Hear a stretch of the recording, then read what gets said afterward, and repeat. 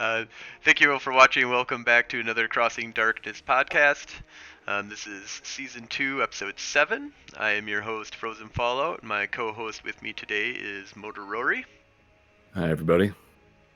We are broadcasting over Twitch Sundays 7 p.m. to 7:30 p.m. Central Time. We are open to chatting with the fans during the show.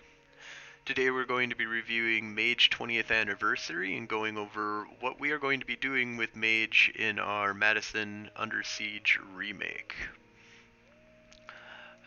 So, first thing that we're going to kind of be going over is the Mage 20th Anniversary book.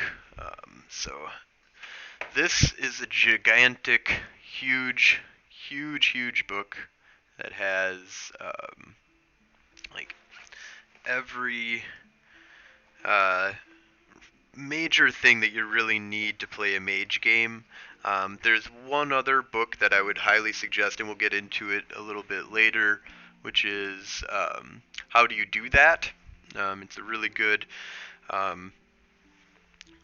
much smaller, simpler book on how do you do magic, what spheres are capable of doing what different things.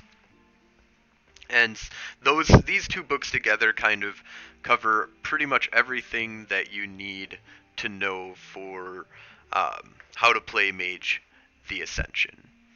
Um, so the first thing that we're kind of going to start on is, just a real brief overview of the traditions and, what the who the traditions are, and as well as who the technocrats and their different conventions and what they are. So I'm going to start off by kind of going over just a brief overview of what the traditions are, and then what each tradition group is, and just a basic concept of them. So the traditions in general is like a group that was created, I don't know the exact year, but it was in like the 14th century or 15th century or something like that. But basically, in during that time is the rise as well of the Order of Reason, which is the technocracy. And basically, there was this big push from a smaller group that believed in technology and had this and we'll get in more into that in the technocracy overview. But basically, during this time period, a bunch of mages kind of saw that there was a small upstart group that was coming about and kind of going to be taking over the entire scene. And this group was going to turn out to be their greatest nemesis, so they needed to kind of come together in order to fight, this new Ascension war that was basically happening. And a real big brief overview of what Mage is before we really get going. It's all about reality manipulation and the belief structure of what people believe is what forms the basis of reality. There are certain things which we've argued over time, but certain things like gravity are not necessarily affected by belief in the sense of anyways, that's getting into deeper stuff. But in general, the traditions are the more traditional magic using groups. So you've got like the Akashic Brotherhood, which is your martial arts, shaman, or the what's the word I'm looking for? The monks, the Eastern? no, there's a specific um, type of monk. Anyways, Shaolin? Shaolin monk, yeah, stuff like that. Um, they focus more on like martial arts and how to do magic through martial arts. You got the Celestial Choir. That's Oh, more are we going to talk about each tradition and how they exist in Madison Under Siege not right as we now. go? No, Or no, that's going to be the next segment. The okay, Because if you look at the thing, it's like we talk about Mage 20th Anniversary overview, and then Mage and Madison Under Siege. Um, but yeah, in any case, um, you've got the Celestial Choir. They are more of your religious mages. They kind of take all the different religions and kind of, besides more of the non-paganistic religions, the more religions that focus on one supreme god. Um, you've got the Cult of Ecstasy that are more of a uh, drug-induced magic and higher levels of um, states of mind through ecstasy or pot or other kind of like dancing and partying, music to a certain degree. Celestial Choir is also really big into music. Um, there's the Dream Speakers, and these are your more Native American, um, the shamanistic kind of magic. The Euthanatos, which the Euthanatos are the really interesting ones because they deal with entropy, which is really well known for being a darker kind of sphere that kind of brings about a specific kind of trying to think of the word for it, but there's a specific thing that happens when you're using entropy and how you can become corrupted by it, basically. Entropy. Entropy. But yeah, so when you're using entropy, you can become corrupted by. I can't think of what the word is for the corruption though. In any case, we've got the Order Hermes, which is your more traditional mage out of Dungeons and Dragons. They have spell books and a large amount of tradition behind their magic. They have a very high level of scientific understanding of what magic is. And then you've got the Sons of Ether, who are your more mad scientists and working with steampunk, usually level type technology. The Verbena, which are your more paganistic, blood magic, life magic type group. The Virtual Adepts, which are just more hacker, video game, living in a virtual world that they've created in the Umbra. So that's a basic overview of what the traditions are, and then Mike's going to pick up the technocrats here. Okay, so the technocrats have 5 different conventions. So unlike the traditions, which each tradition is associated with one sphere of magic, the conventions are not.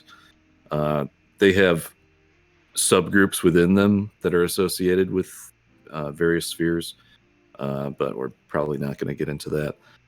So Iteration X, they're kind of the...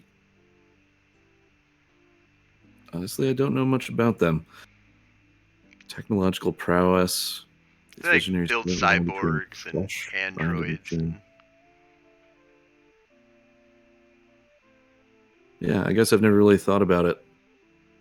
They're the big cybernetic type. Yeah, they're the ones that handle all the hit marks, right? Yep, they created them hit marks, and they have an entire planet out in the Umbra that they control. Oh yeah, it's Iteration X that has autochthonia. Yep. Yeah, the entire computer planet that orbits the sun directly opposite the Earth. Yep. Anyway, so that's Iteration X. NWO, New World Order, they're the propagandists, the men in black, so to speak. They're the ones that go out into the world and convince everybody. Progenitors, they're the life experimentors. They're the ones that grow shit in labs. They're the ones that create the new drugs that create compliance. Progenitors are kind of scary. I don't like them. The Syndicate, they're the money people. They are the ones that manipulate markets, stocks, and everything. They probably own half the businesses on Earth. And then, of course, my favorite, the Void Engineers, who are the explorers and sometimes defenders of Earth. They actually have the most subgroups. But mainly the coolest part about the Void Engineers is that they go out to space and they explore everything they can. And mostly they're in the technocracy just for the funding, so they can continue to explore. So the Void Engineers are usually a lot more friendly with tradition mages. Yeah. Yep, they're the ones that are most likely to actually have contacts with the tradition mages because they have a better understanding that what the fuck is out there is way more dangerous than the mages that are here. Some mages that are here are really dangerous as well, but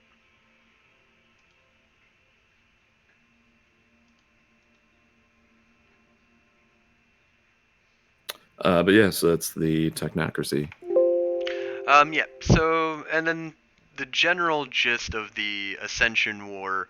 Um, it started off kind of in the beginning. I'll kind of start off with so the traditions kind of has stayed this name of the traditions for a long time. They built a coalition at the beginning, built this first, what they called the first cabal, which is they had one member of every single tradition in it, and they went out to try and unite the traditions, and so they went around doing good deeds basically throughout Earth. Um, and they fell apart to infighting and technocratic infiltration. Um, and or basically one of their primary members basically betrayed everybody, made one of the traditions leave because he was the head of that tradition basically, and he betrayed his wife, which was like a verbena, and basically just like caused all this problem. And his whole thing was is that nobody was giving a fuck about the technocracy at this point, and they need to all focus in on the technocracy. So his betrayal was to get get the traditions focused on the technocracy. There's a whole thing about how he had two spirits, or how he had two souls basically that were united in his body, and there's a whole crazy thing about that. I highly suggest if you're interested, go check that out. There's a bunch of books on it, but Is that in Mage 20? I think they talk a little bit about the first Cabal in Mage 20, but there's a little like the Book of Nod. There's a little book on the first Cabal that's really a good thing to Oh, kind of read okay. through. Um, and I have it over here. I just don't have it at. Okay, yep, I don't see it as the. Is it this one? No. Nope, I don't have it. So, um, but yeah, the basis of that is that they went around, they got betrayed, and at the time it was the Order of Reason, and truthfully, I kind of side with the Order of Reason more than I side with the traditions back in the 1400s, 1500s or whatever. Um, During that time, vampires were running amok, according to other mythos. Werewolves were, freaking out and, um, you know, having a bunch of their land getting wiped out. So there was a bunch of fighting that was happening there. And then there's a bunch of mages that are running everything. I mean, basically, the people in the 1400s were subdued by everybody, and the Order of Reason Yeah. came around and said, "Hey, let's give these guys technology," which even the Order of Hermes, technology was around before the Order of Reason and the Technocracy, but it wasn't something that was focused on. All of the learning, all the advancements that were happening in a magical way, and you had to know this like cryptic, crazy magic in order to really get ahead in that world. Um, there were some, basic technologies that are always just coming out at all times.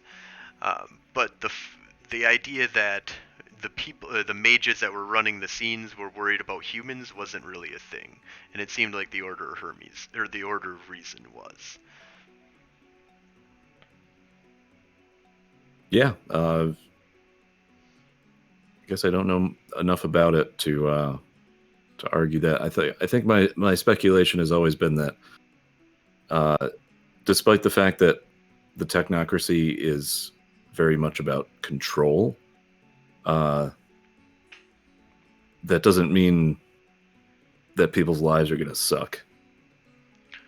Well, right, yeah. Well, I mean, but the origins of it wasn't control. It was freedom. Actually, it was to break free everybody from this control that the mages had over everybody and the Oh yeah, vampires, and in empowering humanity through enlightenment and technology and giving everybody magic basically, because back then it wasn't really about censoring of information and stuff. It's later on when it became the technocracy is when everything kind of changed, and the technocracy went from being a group that was like, let's free the people from the control of mages, to wait a minute, we're the ones in control of the world now. We're not fighting for control of the world from mages anymore. We're now fighting for control of the world from humans that we gave all this freedom to. So let's start changing our policies in regards to how to handle humans from freeing them to controlling them now. And that's the reason why I don't like the technocracy in the 20th century and the 21st century, is because they're much more hell bent on control. It dictate, emphasized by the thing that runs the technocracy is called control, and calls it self-control. It's not a nickname. Like, that's the name of the thing that runs the technocracy. yeah. Um, and the traditions have kind of flipped it, and they're like, we're not fighting for control of humanity anymore. We're fighting to bring wonder back to humanity.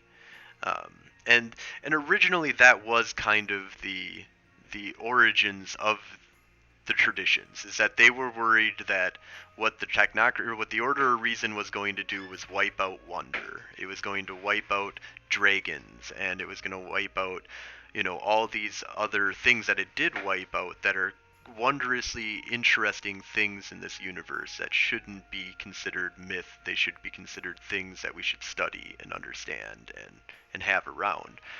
Um, but they're also, emphasized by how dangerous it is to have a dragon that could exist on Earth.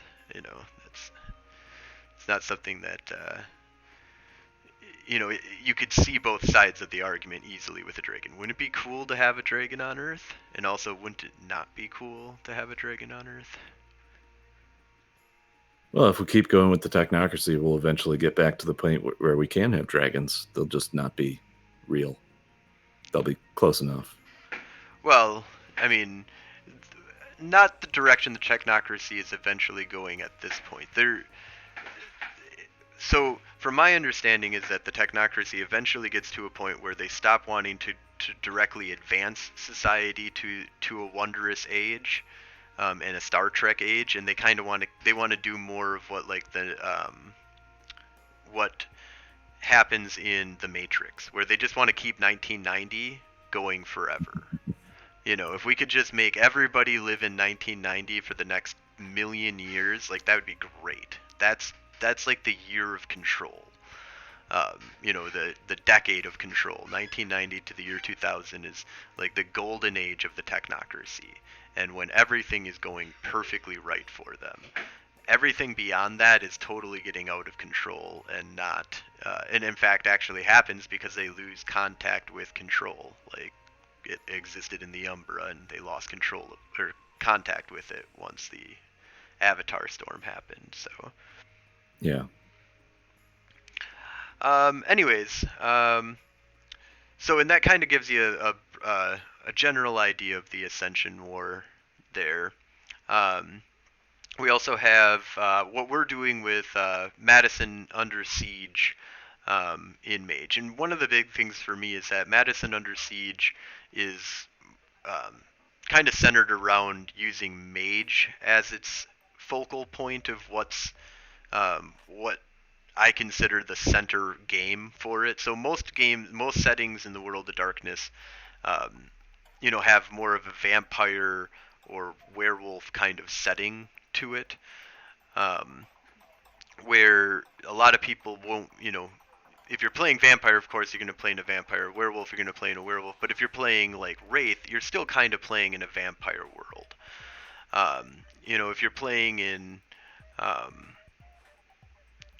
Changeling, you're still kind of playing in more of a werewolf kind of setting.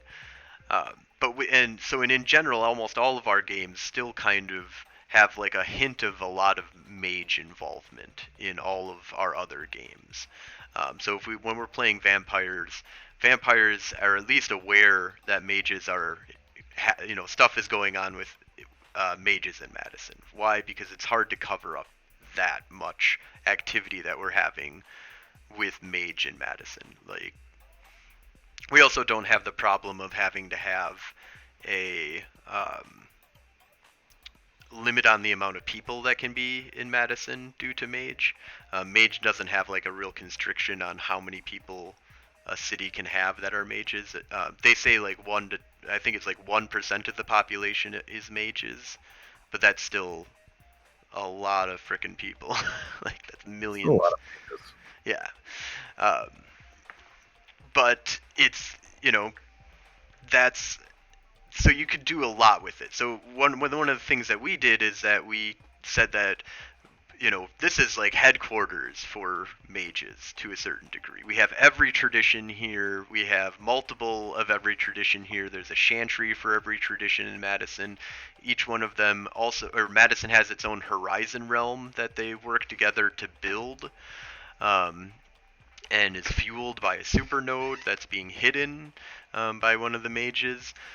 This Horizon Realm is basically like a floating island above Madison that has like different villages and different people. Each tradition has its own area of land that they control and that has its own different rules and different enhancement to spheres and different paradigms all throughout the different areas of land that you can kind of wander in this Horizon realm.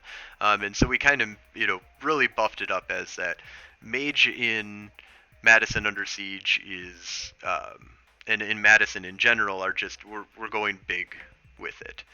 We have lots of mages, lots of activity, and lots of, you know, powerful mages that are old, hundreds or thousands of years old that are existing in Madison.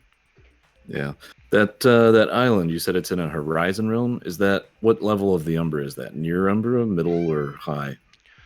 So, from my understanding, that is there's two different Horizon realms, but the main one that everybody talks about is the one that's the divide between the Middle Umbra and the Deep Umbra. So there's like a plane that exists, that a barrier between the Deep Umbra and the rest of the Umbra, and that's the Horizon realm, and that's where mages play quite often. That's the area where people build their Horizon realms, and they fight over Horizon realms, and they use basically nodes on Earth or places of power on Earth in order to build these crazy realms out there. Yeah, and now Like, those are the realms that are cut off during the Avatar storm, right? yes, so those all get cut off during the Avatar. Like pretty much anything that deals with the Umbra gets cut off in the Avatar storm. I'm gonna have to read that. The Horizon Stronghold of Hope is a really good book for that. That kind of gives you a lot of interesting concepts of what Horizon is, and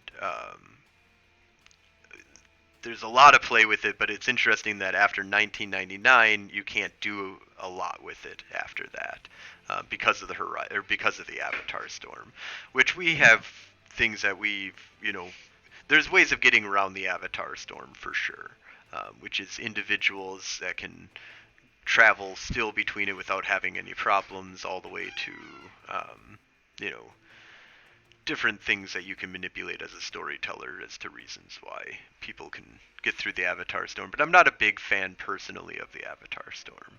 I really don't like how it cut off the Umbra from mages, but or from powerful mages, I guess. The lower level mages can actually get through the Avatar Storm without having too much problems. They can still get killed though. It made sense at the time for them to go in that direction in the meta plot. Yeah, I'm okay with it as a meta plot type thing. It just is something that I just personally don't like, but I understand it and I still use it. So we were going to talk a little bit about mage magic and how do you do that. I think that we'll leave that for a different podcast, just because there's a lot to do with how do you do mage magic, and I think that we can easily fill up a 30-minute podcast on how do you do magic in I'm gonna have to read that book because I have personal views on how that stuff works based on my history with the game. So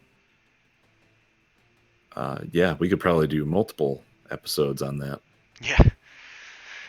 So do you have any kind of NPC lore that you want to talk about, or? No. I did want to just touch on what is the presence of the technocracy in Madison Under Siege, other than, of course, Technogate, or including Technogate. Oh yeah. So yeah, the only presence of the technocracy is really Technogate in Madison. So if you want to kind of go over that real quick. Sure. It's a Void Engineer installation, and they have a superpowered gate that can shunt them to any part of the Umbra, as far as I know. Getting them back sometimes is a little more difficult. And it's a multi-convention place. I think you can probably speak to that. Yeah, so with the technocracy, I don't know if this is right or not, but with the technocracy, I feel like there's more likelihood of working together in chantries and stuff like that. So I kind of had Technogate be, yes, it's a Void Engineer or what is it called? Construct. Yeah. So it's a Void Engineer construct, but there's all different types of people that are involved. The Syndicate is funneling the money for it and funding the money, so they have a senator that handles like the appropriations committee type stuff to make sure that they get the funding that they need. The NWO supports it with personnel, security personnel, and stuff like that. The Iteration X is helping with building technological devices for them, as well as providing hit marks to assist on missions when need be, when they need firepower type stuff. The Void Engineers, of course, are the ones heading up the exploration aspects of Technogate, because they can get to the Umbra through a teleportation device and get all around in the Umbra a lot easier using this device. Who am I missing? Am I missing anybody? Oh, progenitors. What's that? Syndicate, or did you do Syndicate? Syndicate is the one funding everything. So the progenitors are just, to a certain degree, they're the ones that are going to be the scientists and doctors that are going to be like studying some of the biological stuff that they have that comes back, or viruses, stuff like that. Maintaining the health or providing genetically engineered people that are suitable for specific environments inside of the Umbra. Mm. Yeah, it'll be interesting as we continue to play Technogate to flesh out that place and how it works. All right, so I think we're coming up to an end here. Is there anything you wanted to go over before we jump off? No, I'm a little out of it. The election is in 2 days. Yeah. All right, well, we will go ahead and wrap it up on here unless there's anybody that has any questions.